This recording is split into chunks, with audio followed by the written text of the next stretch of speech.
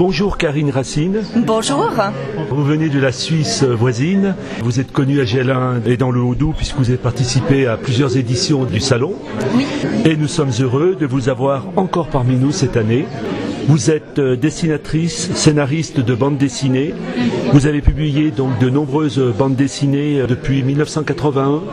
Oui, c'est ça, la première sortie en 81. Plusieurs albums entre 81 et 96 traitent du sujet médical. Oui. Des bandes dessinées de science-fiction aussi. Alors il y en a eu et il y en a encore avec mon nouveau personnage Francis Delphi, mais il ne s'agit pas vraiment que de la science-fiction, c'est plutôt une utopie. Et puis beaucoup de séries animalières. Alors oui, bien sûr, il y a Wolfo, il y a eu Sylph aussi qui était un berger allemand. Sylph, oui. Donc Sylph c'était avant Wolfo. Oui, Sylph c'était avant Wolfo, c'est lui qui m'a inspiré en fait pour le personnage de Wolfo, qui lui est un chien loup. Pourquoi ce besoin de dessiner? D'où vient cette passion?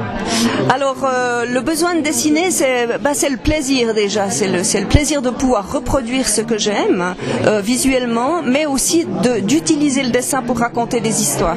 En 2009, vous créez la série Wolfo, une histoire de chien berger allemand dont les aventures animalières se déclinent sans texte. Pourquoi? Alors, sans texte, pourquoi? Parce que justement, c'est une histoire d'animaux et que les animaux ne parlent pas. Donc, je préfère laisser la liberté au lecteur d'interpréter l'histoire à sa façon, de donner des noms aux animaux, d'imaginer les dialogues. Et en 2020, c'est le 5e tome de Wolfo? Oui, c'est le 5e tome qui, lui, nous emmène de nouveau dans les montagnes avec l'irruption d'un ours et l'aide des oiseaux.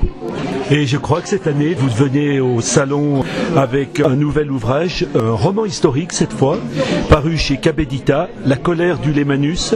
L'histoire se passe sur le bord du lac Léman au VIe siècle. Parlez-nous un peu de ce roman. Alors ce roman, c'est une envie que j'ai depuis plus de 20 ans et c'est parce que cet événement du raz-de-marée sur le Léman a été beaucoup relaté dans la presse ces dernières années que j'ai eu envie de ressortir ma documentation et enfin d'écrire cette histoire. C'est une histoire extrêmement attachante avec des personnages qui ont souffert au bord du lac d'avoir perdu leur famille et leur terre et qui se retrouvent dans une histoire très mouvementée. Je vous laisserai la découvrir. Vous, la spécialiste du dessin, pourquoi avoir envie d'écrire un roman? Finalement, c'est sans images. Avec le texte, on peut raconter beaucoup de choses, beaucoup plus de choses au niveau psychologique qu'avec le dessin. Et ça m'a permis d'aborder mes personnages de manière différente et c'est extrêmement sympathique aussi comme expression.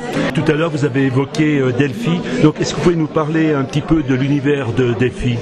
Oui, alors Francis Delphi, c'est un personnage un peu en marge de ce que j'ai toujours fait jusqu'à présent. Et c'est pour ça que je le trouve extrêmement attachant. C'est un sous-marinier, donc un militaire, qui se trouve confronté à une double personnalité, déjà due au fait des difficultés de son enfance, mais surtout parce qu'il prend conscience que non seulement il est un être humain, mais qu'il a aussi une âme, et que grâce à ça, il a la possibilité de réaliser en fait tout ce qu'il veut. D'accord, et je pense que vous avez un projet en cours. Dites-nous, Karine Racine. Alors oui, évidemment, toujours en cours, les aventures de Francis Delphi. Je suis en train actuellement de créer le 57e épisode. Vous pouvez trouver sur son site www.francis-delphi.com toute son aventure. Il y a 6 romans, il y a 7 bandes dessinées, plus encore ses carnets personnels.